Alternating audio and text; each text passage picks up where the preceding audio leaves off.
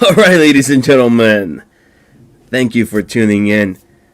Tonight's movie, it's a very, very underrated movie. And the tagline for this movie goes like this: Plan your escape. What do you think about that one? Great tagline. I would make a tagline for all of the director's movies. It's a Michael Bay movie. It's a Michael Bay movie. All right, ladies and gentlemen, hold on to your seats because MovieByte starts right now.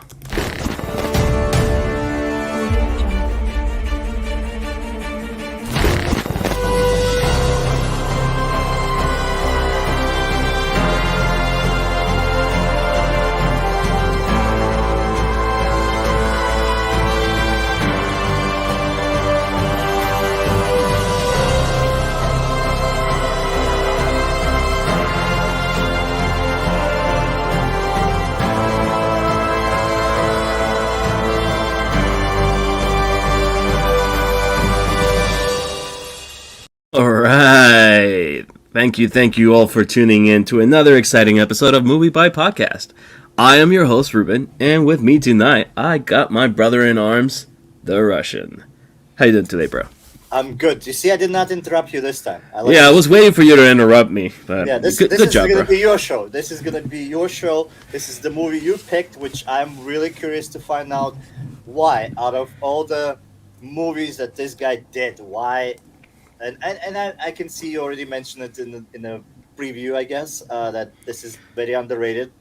Yeah. Tell me why you think it's underrated, and tell me why you think that this is the movie that you want to talk from all the library of Michael Bay movies. Great question. So, I mean, why, of all the movies that Michael Bay has done, we all know Michael Bay from Transformers franchise, the Bad Boys franchise, Armageddon, The Rock. Everybody knows those movies. Pearl Harbor, sir? Pearl Harbor, no. 13 Hours, Pain and Gain, no. Yes. Michael Bay has a very awesome filmography, no. People may criticize him for being over the top with his action scenes and product placement, and sexualizing female characters heavily, and his patriotism in most of his movies, but the reason why I picked this movie, which if you can all see in the marquee, if you're watching us, if you're hearing us, I picked the movie The Island, starring Ewan McGregor and Scarlett Johansson, released in 2005, because it's the one movie out of his filmography that a lot of people don't even realize it's a Michael Bay movie. A lot of people don't even know that this movie exists. It's on the radar, right? And I'm going to go into that now that you mentioned that with the movie details. So, obviously, this movie is released in 2005. It's a big summer movie. Probably one of the best summer movies, year of movies, period, no? We had movies like Batman Begins, Mr. and Mrs. Smith, Fantastic Four, War of the Worlds, and the list goes on. This movie was released on July 22nd of 2005. It competed against movies that were already in the box office, and I'm talking about movies that were the number one movie that weekend for the second week in a row was Charlie and the Chocolate Factory by Warner Brothers, right? Tim Burton's take on the Willy Wonka franchise with Johnny Depp. Number one movie, 2 weeks in a row, beat The Island in the box office that weekend when it was released. The second movie was Wedding Crashers with Vince Vaughn and Owen Wilson. The third movie, Fantastic Four with Chris Evans, Jessica Alba. And then number 4 was The Island on its... That's a tough slate to compete. That's a tough slate. It is. And the movie that they knocked out of the top 5 to be a number 4? The number 4 movie the week before was War of the Worlds with Tom Cruise, which was already dominating the box office, already grossing about $200 million. And then the number 5 movie that weekend was Bad News Bears with Billy Bob Thornton, who knocked out Batman Begins, which was already on pace to gross another $200 million. So a very, very tough market that summer. Okay. I mean, that's back in the days when the summer movies were so saturated, where like the the all the movie making companies were like competing for the spot, and they didn't want to like go against other blockbuster movies. But yet, that's what happened lately. Like back in the days in 2005, they were just releasing like four great movies in the same week. Yeah. Now it's a little bit more strategic how they make a movie placement, especially like they realize that not only Bad News Bear is a guilty pleasure. It is. so like nowadays they start releasing blockbuster movies at about March. I want to even say like February, and then they kind of prolong them up to like Christmas. So there's more of the gap between the good movies that they release nowadays than it was back then.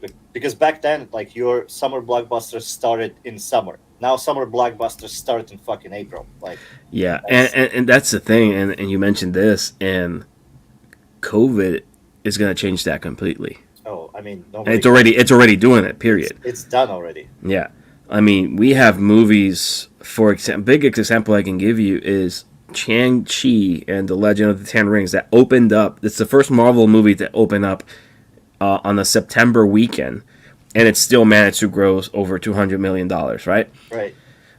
We have a Bond movie that was slated to open last year, and it got pushed around, and ended up opening up this past month of October, making money.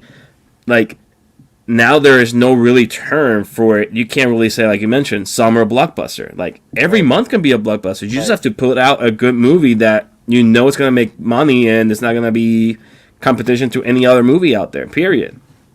Yeah, I think like the term summer blockbuster kind of died, especially with COVID being Yeah. out there.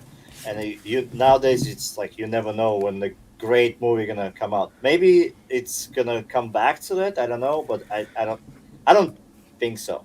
Yeah, I agree.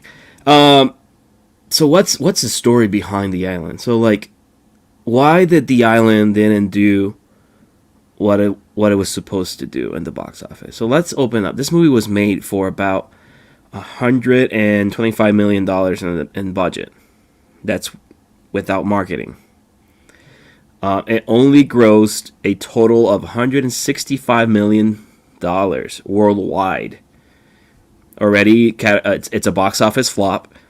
No, it's not enough to recuperate the investment and profit. No, because the movie only grossed, and this is the sad part. In the United States, this movie grossed only $35 million during its run in theaters during the summer of 2005. It did, all the majority of the money it did on international markets. Okay, this was a joint project of DreamWorks Picture and Warner Brothers. Warner Brothers took care of the international marketing, versus DreamWorks took care of all of the U.S. marketing. In fact, Michael Bay has stated in interviews, and I quote, "The Island opened to the lowest opening in my career. All my movies have been smash hits." True to that, right? They all made a fortune at the box office for what they cost, and The Island did a pitiful $35 million. He says that there were numerous reasons for that. 1, a very big summer, which we already mentioned. 2, The Island, just the title itself, is a very complicated title. It's something that's very hard to market because instantly you're thinking of something it is not. And this is where I want to bring in. You go to a movie theater in the summer of 2005. The poster for this movie, I remember, I saw this movie in theaters, obviously, because I knew it was Michael Bay. But the poster, it basically just said The Island, and it had, like, The Island in the background, if I'm mistaken, and then Ewan McGregor's and Scarlett Johansson's names on it. Nothing else. So that's not enticing to the average viewer who doesn't know about Michael Bay or just doesn't know what this movie is about because they haven't seen any trailers or enough of it. That's a start. The trailers itself for this movie didn't really tell you enough of the plot or what the movie was about. It only promoted that, hey, this is a group of people that live secluded in an area that was contaminated, and they live like they're like the quarantine section, and they get chosen to go to the island for freedom. All right, that's not enticing enough to invite a viewer to go like, oh, this must be really cool to watch, right? And that's where it starts. Michael Bay goes on to say, the marketing ended up being the biggest failure in his view. And while Warner Brothers did very well with it internationally, the domestic advertising never nailed down a tone. He says, and I quote, we should have sold it more as an action movie. He says, adding that they instead tried going more for an intellectual route. He takes partial blame as he did like some of the ads for the movie, but he polled 500 people just a few weeks after the film opened, and roughly 450 of them didn't even know the movie had been released. So that's the sad tragedy of this movie. And this is why I picked this movie, because it deserves a lot more out of Michael Bay's filmography. This is why I picked this movie. Open the eyes to the people. We want to shake our viewers and say, hey, listen, if you have not seen this movie, go watch it. And then when you watch it, come back, because most likely we're going to go into some spoilers about this movie. And I agree with you to a degree. Going into this movie, I think that was like already 2010, 2012. I did not watch it on the release. I did not watch it for the long time. I just stumbled upon it, and then I was like, oh, let me see this. And then I was like, oh, Michael Bay. And then I see the traits of Michael Bay. And the two things which did not add up to me was, one, it's Michael Bay attacking, as you mentioned, intellectual storytelling, like more the story which has a little bit more substance, which has like a little bit more questions that you can ask. It's more something that, if Nolan would have done it, like we would be talking about it already for past decade. If Nolan would have got his hands on this movie over Villeneuve, it would have been a completely different movie. It would have probably be less action, but it would be more, kind of trying to ask you to think about what the plot actually, it evolves around. It's like, so spoilers, guys, if you have not seen it, we're gonna spoil it out. But this is the film where you have a people with money producing their clones, or what they call them, ecos. Ecos. What's the terminology for the clone? So they have different generations. So they have Echo, Deltas, but they call them agnates in the movie. Agnates. I'll trust you on all the terminology. And I know, because I saw the movie last night, so that's all fresh in my head. So they're called agnates. They never say clones officially. There's only one moment in the movie that Steve Buscemi's character says, like, "You're clones," but they always say they're agnates. So one, you have this like philosophical dilemma. What would all of us do? Like, would you actually do that if you had the opportunity? Which to me is like really good question.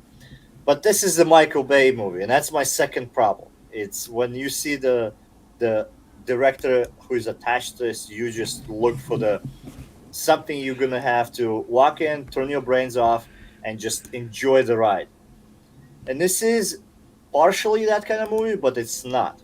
There's a lot of plot developments. There's a lot of kind of going around explaining how this come to be, and so on. It's a 2 hour and I believe 16-minute movie. Yeah, it is a pretty long movie. Yeah.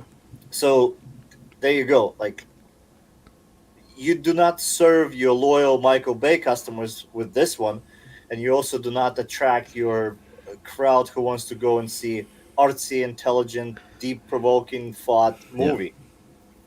So that's why I think this movie failed. And I may have to debate you on this one and say that it's still failing in my personal opinion. But I'm gonna.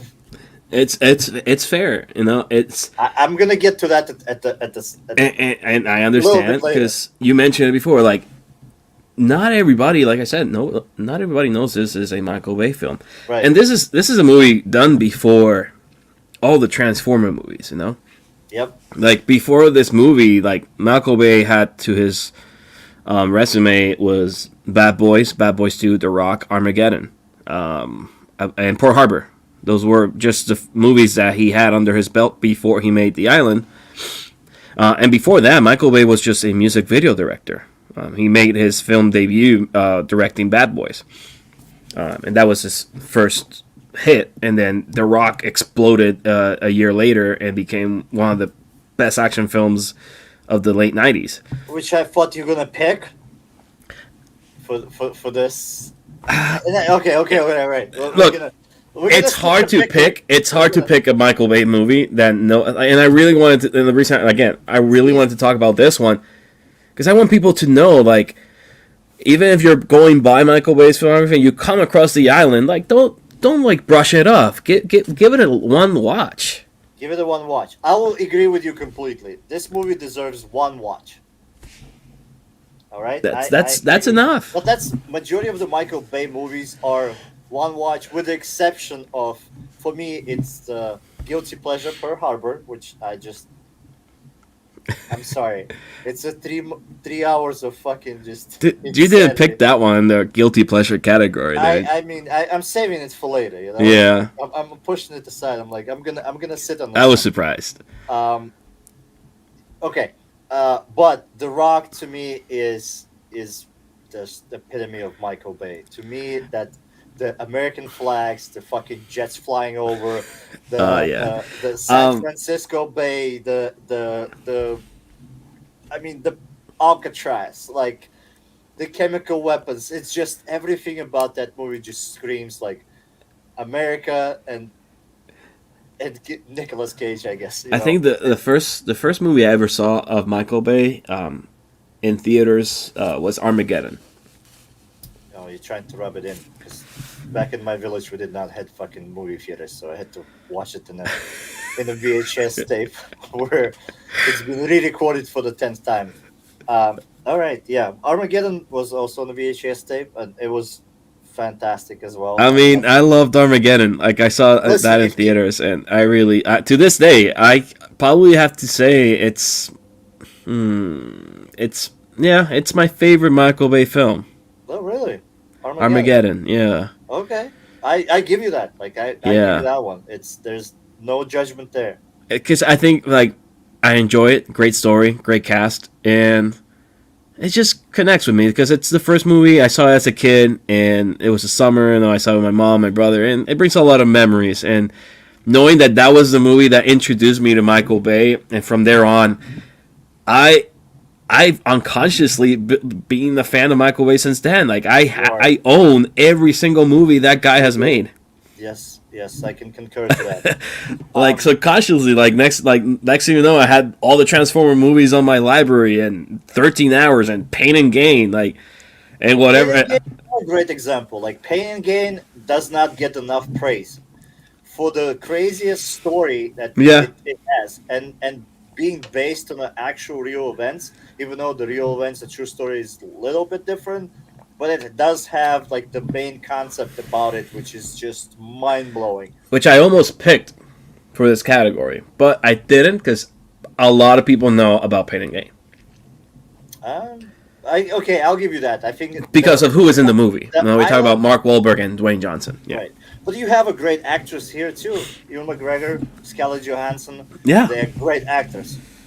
They're not great in this one, but they're great actors. And again, Ewan McGregor is, at this point, he's riding off from his popularity from the Star Wars films. Right. When he made this movie.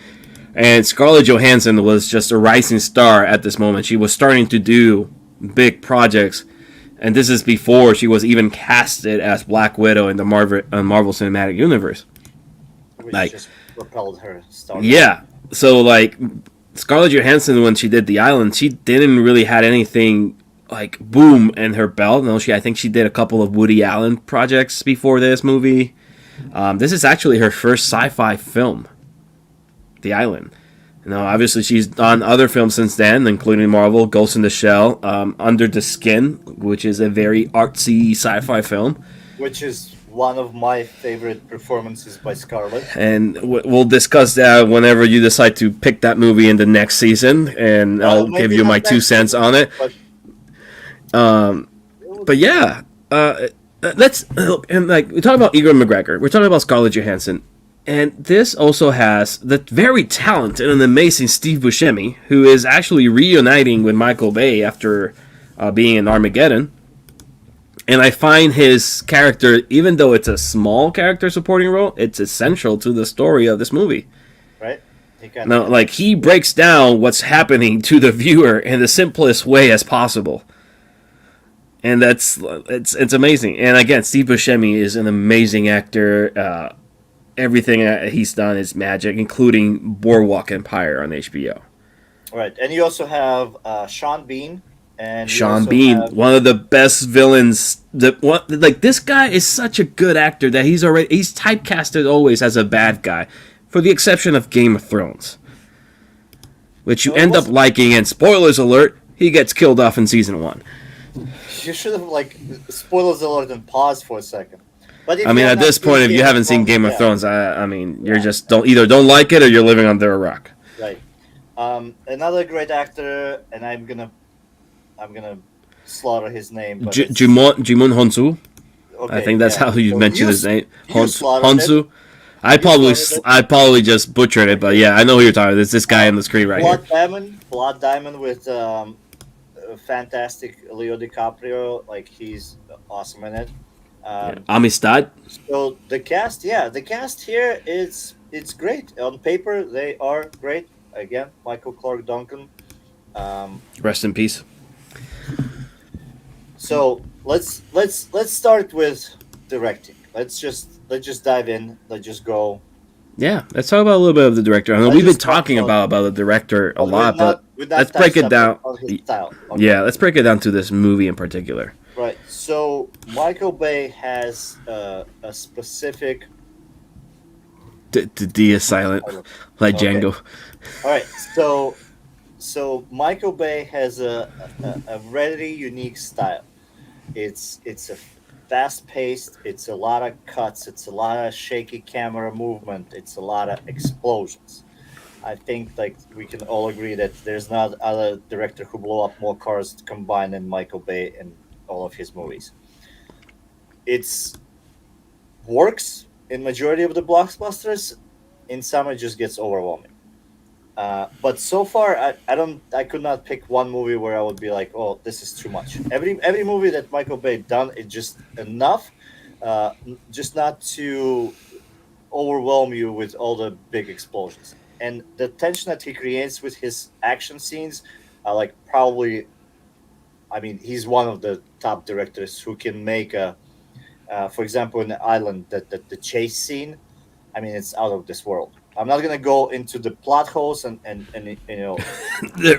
that's a common trait on Michael Bay movies. Right, but as visually stunning as that scene is, it's phenomenal. He knows how to get you glued to the screen. He knows how to capture your vision. He's a brilliant director when it comes down to special effects. Yeah. That's hands down. I don't think there's anybody else who can produce movies at the level that he's doing. I can't even name another one as pompous as he is. What do you think? Nowadays, when it comes to action director, only one name comes to mind. It's Michael Bay. In the 90s, obviously we had names like John McTiernan, John Woo. But now the last 2 decades, you say action film, and Michael Bay comes to mind. Right. And it's like you mentioned, he makes movie look good. It could be the trashiest movie in the planet, and he's gonna make it look amazing with his camera shots and his angles. He has very specific angles, and he reminds me a lot of John Woo. John Woo's famous for his gun fu scenes. the slow motions, the white doves flying in front of the characters, and that sells. And that's sold in the 90s, right? And Michael Bay now is selling what people want to see in theaters: explosion, car chase, two good-looking stars, and that's it. And a lot of product placement, which is what I'm gonna go into, because this movie.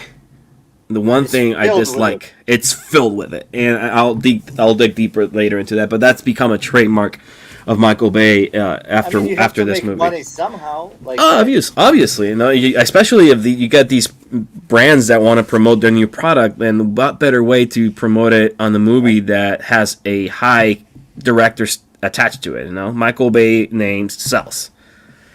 But again, when it comes to this movie, I think Michael Bay was still exploring his waters. He comes from making Bad Boys, Pearl Harbor, The Rock, and Armageddon. He tried to explore the waters in Pearl Harbor, creating a romantic story under the setting of World War II.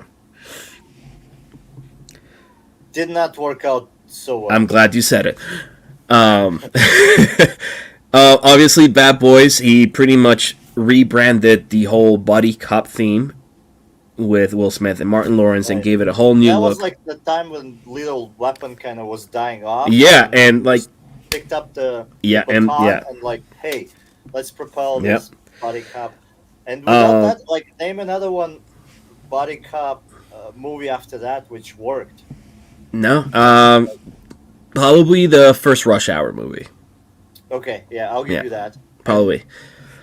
After that, pretty much. The Rock, he established himself at that point as a summer blockbuster director with The Rock. That was his first summer blockbuster. Armageddon, he carried on the torch after The Rock. He had an A-list cast: Bruce Willis, Billy Bob, Ben Affleck, Liv Tyler. The list goes on. And what better way to make a movie about oil riggers going to space to destroy an asteroid? Stupid movie. Stupid plot.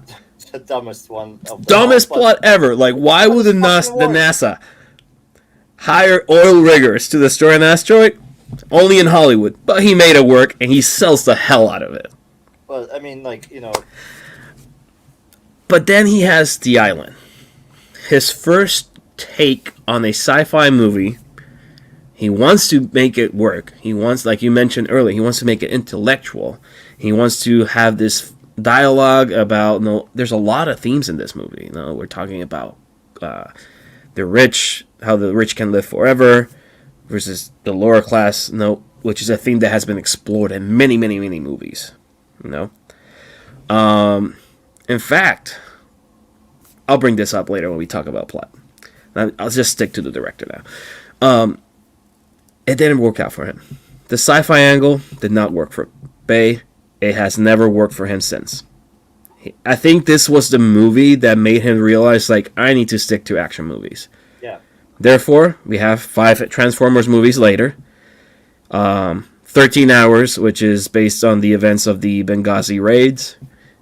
Pain and Gain, which was a passion project of his, which, not a big action movie, but it still has its elements, and it's more like a action comedy in a sense. Right. And then he had a Netflix movie, Six Underground, with Ryan Reynolds. That was more like an action heist film, which is pretty good, not too bad. For a Netflix film, it's watchable. And then recently they just came out with a trailer for Ambulance, which is another heist / car chase movie. I think this is where the Michael Bay franchise dies. I think that's gonna be the. I saw the trailer after I sent it to you, and I was like, I don't like what I'm seeing, but it's Michael Bay, so I'm gonna see it. I hope it's like an April's Fool joke where it's like they only filmed the trailer. I mean, I hope they at least changed the title of it, because, I mean, this might be like The Island all over again. And I'm afraid I won't be able to sell that one on a podcast. Yeah, that's going to be for maybe like 10 years later, I'll be like, today we're going to be talking about Ambulance. Michael Bay film. Yeah, we'll see about that. I don't think that one can be sold. I don't even know if it can go just straight to Netflix. I thought it was a Netflix movie the first time I saw the trailer. I mean, even Netflix probably was like, "Fuck this Nope. shit. We ain't touching this." Like we have, They we have, greenlight like, everything, but yeah. they're like, no, sorry, Mr. Well, Bay. Netflix has like their problem with whatever that cuties, and now the the Chappelle show. Like, Yeah, there's like, problem. no, we got a lot of shit going on. Like, no. We fucking, so yeah, let's just brush up. So director, yes, it's Michael Bay movie. Yeah. If you've seen one of them, you've seen them all. Like there's nothing to add, Okay. nothing to take it off. He has a unique style. It's cool as hell. Like it's just it reminds me sometimes of the little cutscenes that you get in a good games, or even not good games, but if the cutscene is like really good, it's like really action packed. It kind of gives you a little bit of the story of the game you're playing. Like I think like Michael Bay does those the best. Like his entire movie is like a cutscene to the game. His entire movie is like a music video, but it's just 2.5 hours long. Yeah. And it's cool. He makes it work. Like I will not until we'll see the ambulance, or not see it, but I'll probably watch it. I'll let you know. all right. So you're gonna be the guinea pig there. I already stated I'm a Michael Bay fan. Subconsciously, someone has to down that hill. Exactly, and that's gonna be you. Yeah, it's me. Acting. So, do you want to say some good words, or do you want to just start stabbing? Let's just say this. Ewan McGregor. Yo, Rashim. See, Rashim's gonna go see it. See, I got somebody else to go watch it. All right, I'll watch the rest of the trash which comes out that year. Like you just get, this is the movie that you guys gonna have to carry on your shoulders. So Ewan McGregor again. He plays the typical hero in this film. He realizes, he's that one clone out there that is wondering what is more than this, and has a lot of questions. Typical story. And he is the knight in shining armor. Plays the role just fine. He pretty much got paid for that. Scarlett Johansson again. She's a great actress now.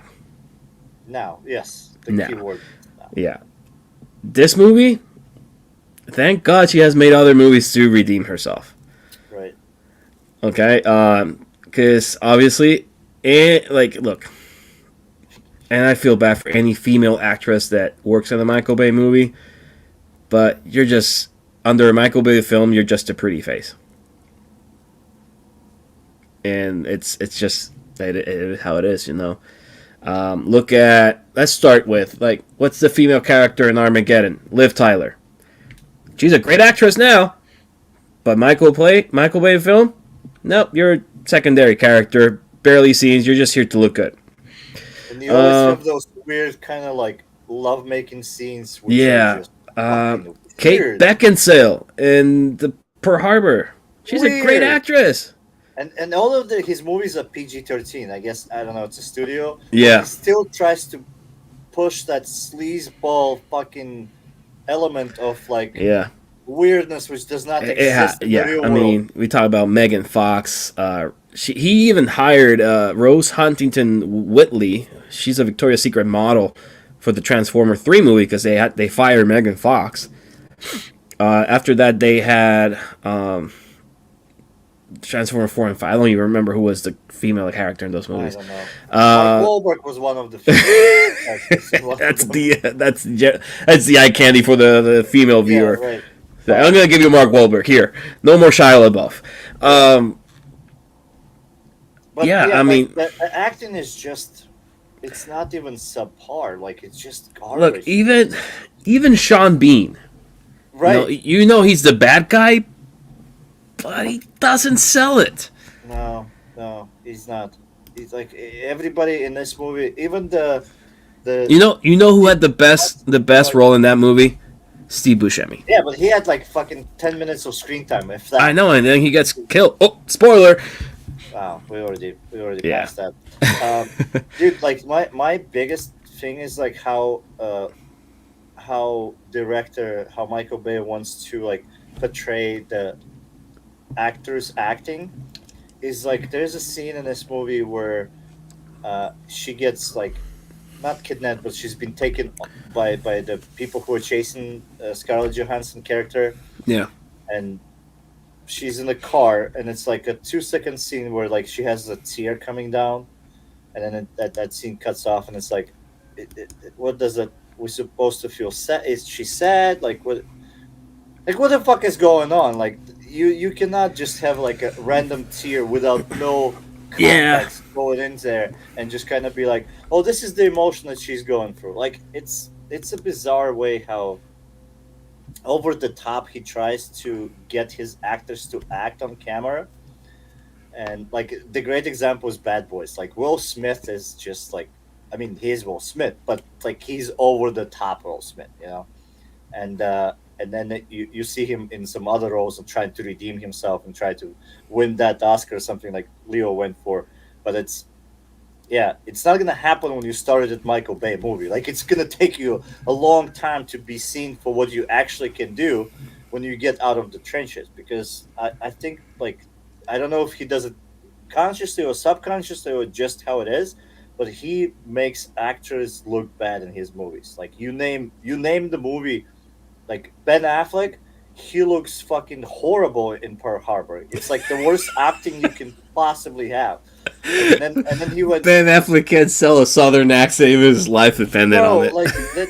I mean, even Kate Beckinsale, like she's just like this, like I'm just saying, everywhere you go, like The Rock in Pain and Gain, like it's just like it's bad. Every actor who comes out of the Michael Bay movies, they already have the stamp of like branded by Michael Bay.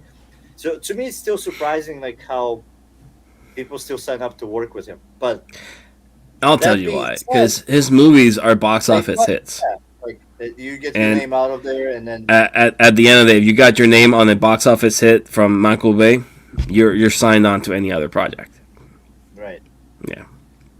So that's what acting, is in a Michael Bay movie. Like it's just non-existent. It's good actors playing bad character. Well, not maybe so much as bad characters. It's just playing. I mean, it's not the actor's fault. They're giving a script and then direction from the director himself. So Right. it's you got to blame it I on the I, script I and think the that director. maybe he just wants the actors look bad, so special effects look good. Like maybe I mean, yeah. it's At the like I'm same gonna time, I mean, he was a music video director, and you're directing music video. There's not that much acting needed because most of the music is right. lip sync. Yeah, but So after like 20 years of movie making, maybe I mean, don't get me wrong. look at the He like ambulance. since Look at what he's doing to Jake Gillaham. Like look I at mean, what he's look, doing to Jake him. Gyllenhaal right now he's doing anything for He's anything. turning into Nicolas Cage. Like Yeah. Jake Gyllenhaal is turning into Nicolas Cage. I don't Um. know if he bought like a fucking dinosaur bones like Nick did, but like we go in that route.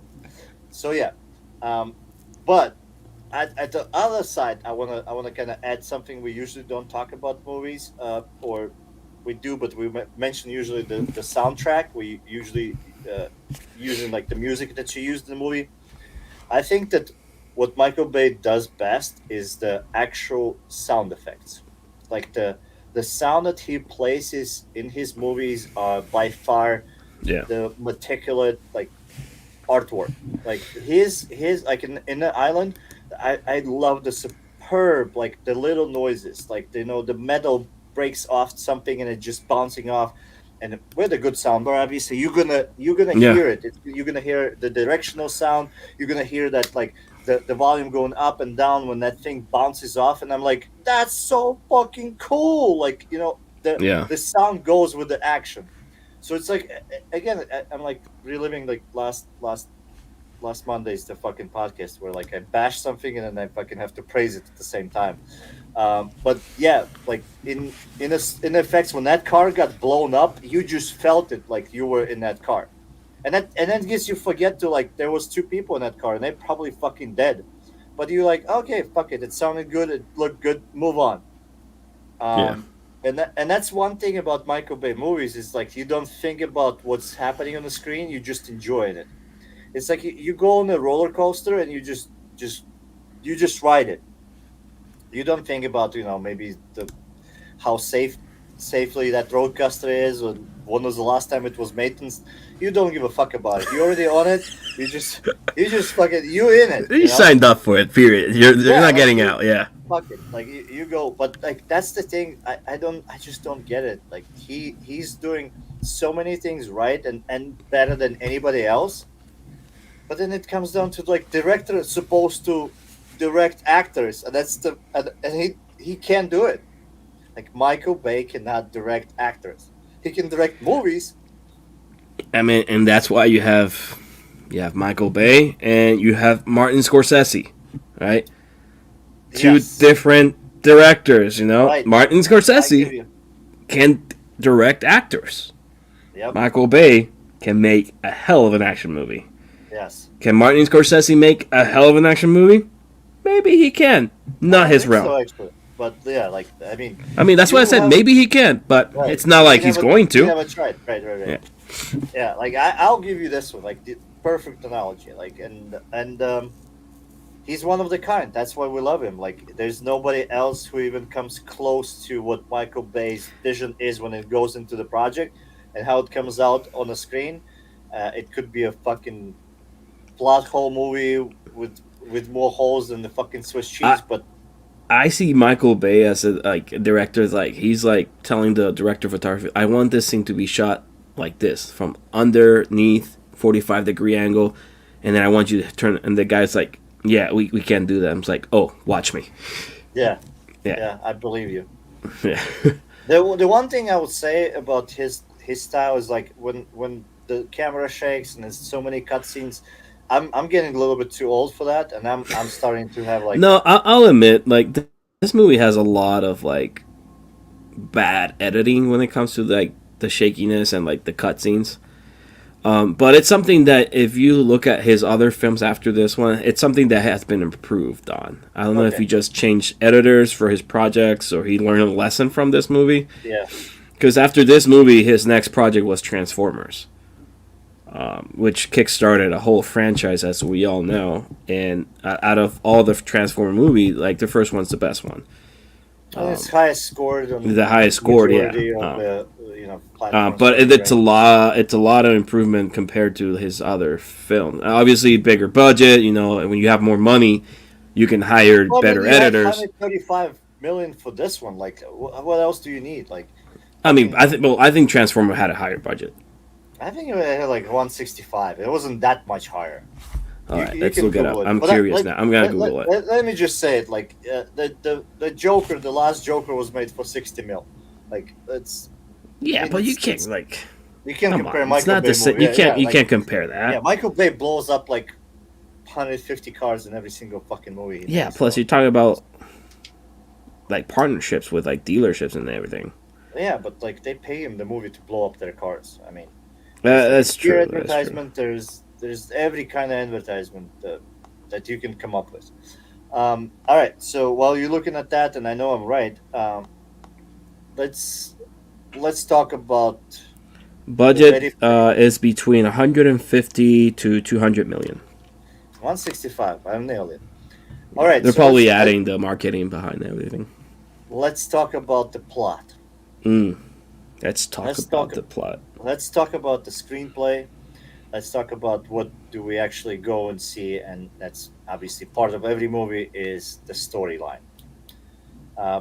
Again, if you know, I'll start it, and we're gonna be here till the 6 o'clock in the morning. If I'm gonna have to fucking go through the plot, so I'm gonna let you just to kind of like You know what? I'm slice just gonna. it through. Yeah, I'm gonna just pull up the official synopsis. That way we don't go into like. According to IMDb, this is the plot for this film. A man living in a futuristic sterile colony begins to question his circumscribed existence when his friend is chosen to go to the island, the last uncontaminated place on Earth. All right, I wonder why people watch us. Like, if we're gonna Yeah. fucking read, just No wonder nobody went to see this movie in theaters, because you that couldn't even plot. read it properly. I mean, that plot by itself does not make any justice to what the movie actually I is. don't even know what the fuck you just said there. And I actually watched the movie like 3 times. Yeah, that's the thing, and this is why I wanted to talk about this movie, because it's not fair. Reading this plot, I'm already confused by it, and then I see the movie, I'm like, oh, it's a movie about clones and rich people buying clones to get organs. That's what the movie is about. Yeah. But apparently that those clones don't have a soul. That's sort of like why nobody feels bad about them dying. Cue Ewan McGregor.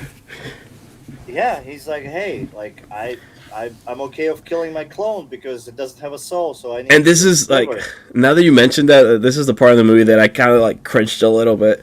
So obviously, let me tell you the scene. So Ewan McGregor's the clone that starts like developing consciousness and like question everything, right? And then they think it's a defect of the clone. So what does the Sean Bean's character do? Is like, oh, let's kill all of them. It's a product recall. Because at the end of the day, this is how they're calling the clones in the movie. They're products. This is a business. They're products. So product recall. Just kill every single clone that we have and restart it. Restart again. Don't see nothing wrong with that. I mean, it's just like we're talking about human beings, but this is a different topic. What do you mean human beings? If they were not like defined human beings, if they are not born but made, they are no longer human beings. If it has a heartbeat, it's a living thing. All right, fucking Texas. All right, so let me ask you this then: if you would be rich, and you would be with a fatal illness looking at you in say 3-year time, all right, would you consider cloning yourself, which is technically as part of you, it just gets it's your DNA, yeah, multiplied by gazillion of cells, and then you take those cells and put them back into you. It's not killing you. It's just like you took something. You're extending your life, but what makes you believe that you're sharing your DNA?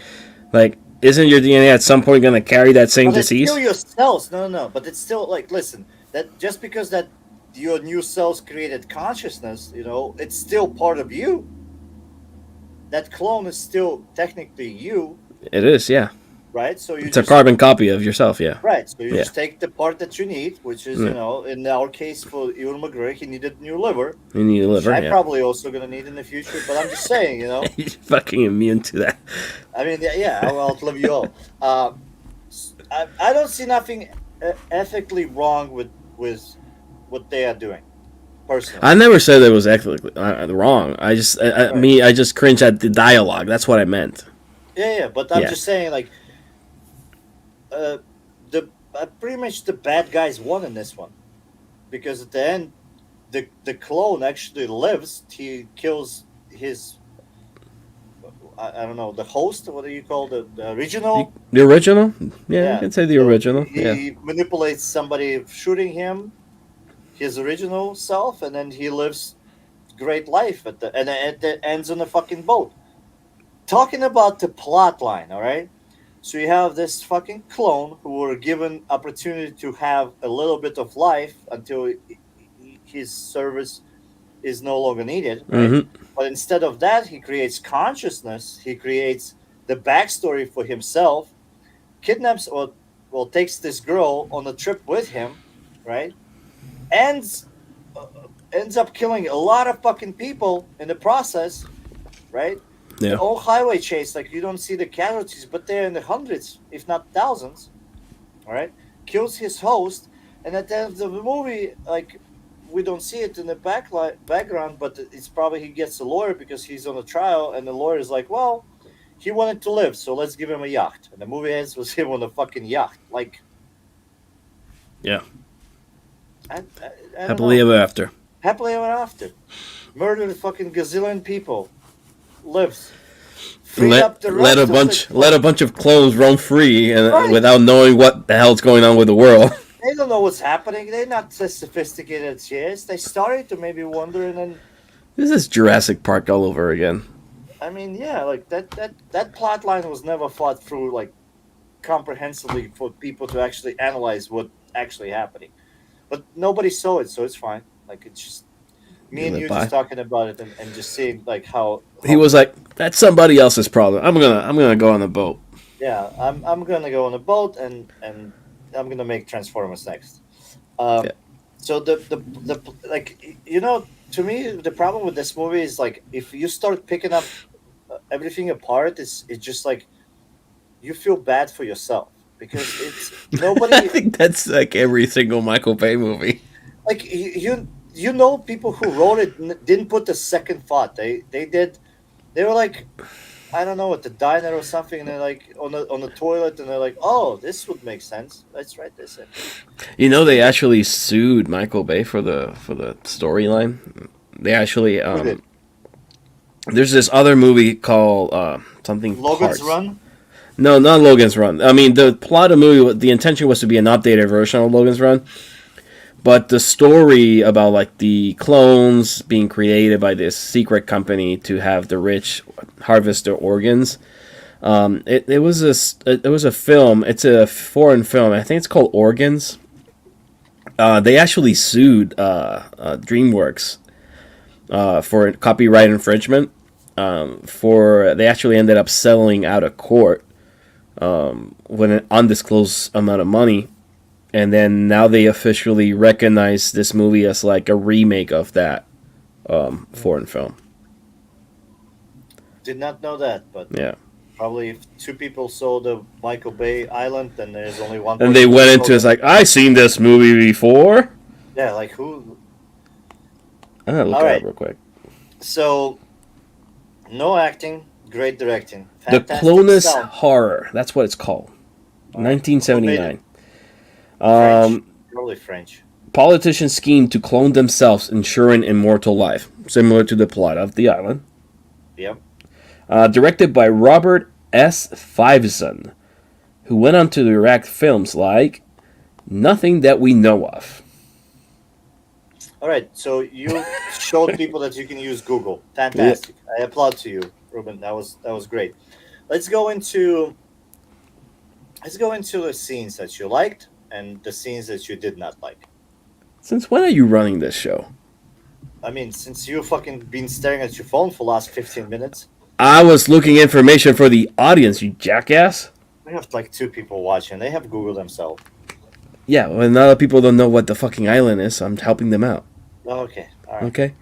Are you all still right. bitter about Dune? Come on, let it go. I can't.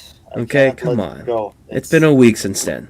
It's gonna take me a while to recover after that one. Oh god. It was a really hard experience. It still I is. you I you've had been to you've listen. been traumatized for life. I know. I had to watch Prisoners, The Blade Runner, Sicario, and Arrival back to back, just so I can reinstall my faith in Danny Villeneuve Oh man. as a director. And it kills you that his next movie is gonna be part 2. You have lost faith, my man. I'm speechless. It's okay. Maybe they make another sequel to Pig. Maybe it's gonna be like a squirrel. Hey, I mean, Todd Phillips is working on a sequel to Joker. I don't know about that one.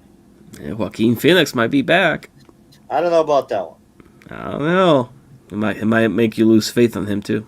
Yes, that's exactly what I'm scared of. Just let it be. One and All done. right. What's your favorite moment in the film, bro? I mean, obviously the action sequence where they doing the chase. Yeah. That's by far my favorite scene, like in the entire movie. And that scene, like the last moment of it, it cracks me up every time I watch it. It's when they fall down into this net, and this construction worker or whoever he is, he kind of pulls them both up, and he says, "Jesus loves you."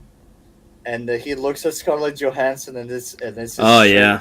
straight out of the Michael Bay movie, and something which would be written by another director, which name I don't want to mention anymore. But he looks at her and he says, "I know Jesus loves you," Yeah. and you see her her behind in the shot. So Typical yeah, Michael Bay moment. and that's how you end. And I mean, and that's not my least favorite scene. There's one more which I'm gonna get to that later on. But yeah, that scene is superb. but again, you take it with a grain of salt. So, but like to me, honestly, like Michael Bay is being a great director, and I think like he's the director of the past movie watching experience. Like I will enjoy Pearl Harbor for what it is. I will always go back to The Rock, but I have zero faith that he's gonna produce anything mind blowing for my taste. Oh, That I mean, some, I can guarantee that. Yeah. yeah, so something like The Rock, like, and that was just a time period, and I don't think he can adjust, and I don't think he can adapt, and I cannot see him reinventing himself as a director like Todd Phillips did. You know, he went from the fucking directing bullshit, the comedies, well, not bullshit, but the Hangover Part One was fantastic. Let me rephrase that. But from going from Hangover Part 1, 2, 3, and to doing the Joker, that's reinventing Yeah. yourself. But I think Michael Bay days are over, which is sad, but it's also like, yeah, you don't need it. You don't need to make ambulance, and if you do, just burn the original and make a YouTube video out of that. Like, like that would be a great TikTok video where Michael Bay just blows up his original fucking and the only copy of the ambulance, and we never see that movie. Like Just Michael watch Bay, if you're Ambulance listening, be like the secret sequel to Transformers or something like that. something I don't know. It's like we're all hoping that the Matrix is not going to be what they show it in the trailer, but at this point, I'm just after Dune, I'm ready for everything. After Dune, I'm just ready for everything. Damn, Dune really broke you. It did. It did. It just. I don't have no more hope in movie. Like, just tell us what your favorite scene of the movie was. Any scene with Steve Buscemi in it. That's it.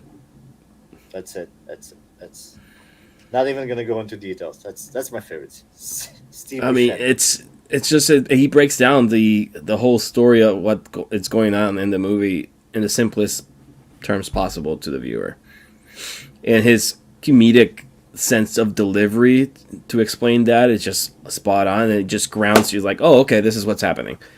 I mean, I can't say action scenes because I mean, yeah, it's a Michael Bay film. Like all the action scenes look good. Like I enjoy all the action scenes in this film. I enjoy every single car chase in this film, even the futuristic helicopters they have in the movie. Whoa! Futuristic. Where did you see futuristic helicopters? The helicopters are from this fucking decade. Everything else is futuristic. I will give you that. But the helicopters are like the same fucking. They fly over. I'm talking about. I'm making reference more to. I think they're calling the Blackbirds in the film, which is like motorized bikes with like helo on it. Those are cool. Yeah, But that's the what I'm talking about. That's what I was referring to. Just fucking normal thing. Which another thing which freaked me out about this one, it was like you have such a futuristic technology, you know, those trains and the cars and the fucking. It's set in 2019. And then the helicopter is like just a regular fucking chopper from every day's world. I'm like, that's the one. Yeah, I agree with you. This is a futuristic movie, right? Released in 2005, and it's set in 2019. Okay, Well, so you're telling me in they got it 14 years, yeah. The one thing they got right, helicopters didn't change. You know what I mean? In 14 years, this is all we manage is to create better train systems. I mean, the guns You know- look the same. You know the fun fact behind this whole like futuristic setting of the movie? Originally, this movie was to be set far into the future, but they couldn't because of budget reasons. Oh, It would have involved more visual effects for which they didn't have budgets. In fact, the final fight scene in this movie where Lincoln fights Dr. Merritt, Ewan McGregor fights Sean Bean, Michael Bay wanted that scene to be more elaborate than what ends up being in the movie. But he couldn't because they were running out of money. So he had to shoot what he had at that point, which is the final outcome of the movie that we see. But he wanted that to be more elaborate, be a more intense fight than what we get to see. But they were running out of money, and they're like, yeah, we got to cut this fight scene short. we're gonna make it as it is. It's fine. One of my least moments in this film is it's the product placement. Like, this is saturated with product placement. I mean, we have advertisements for Xbox, Aquafina, Bud Light, every single Cadillac. vehicle, Chevy. Cadillacs. Yeah, Cadillacs. Yeah, I mean, for a moment, like, I felt I was watching a Transformer movie. Every time they highlighted the brand of a car, I'm like, I'm watching Transformers. Right. Right. And again, this is 2 years before Transformers. But Well, they saw what he did there with product placement, and they're like, here. I mean, after that, I mean, every other movie he made, every single Transformer movie is filled with product placement. Every single Marvel movie is filled with product placement. Like, he fucking invented maybe the genre. Yeah, but this is the thing about Michael Bay. He advertises it. Like, he has the actor grabbing the product and either saying the name or showing the product to the camera. So? Like, it's more like, I don't look, see a point there. You know what? Forget it. I'm done. Yeah, all right. What's your least moment? Dude, I'm keep going. Like, I don't know. Maybe I'm just getting old and salty. But like the time that Ewan McGregor and Scarlett has like their love moment? scene. Yeah. Yeah. What the fuck is that? Like, use your lips. Something. She says something like. Oh, he says. That thing with your tongue is amazing. That's something.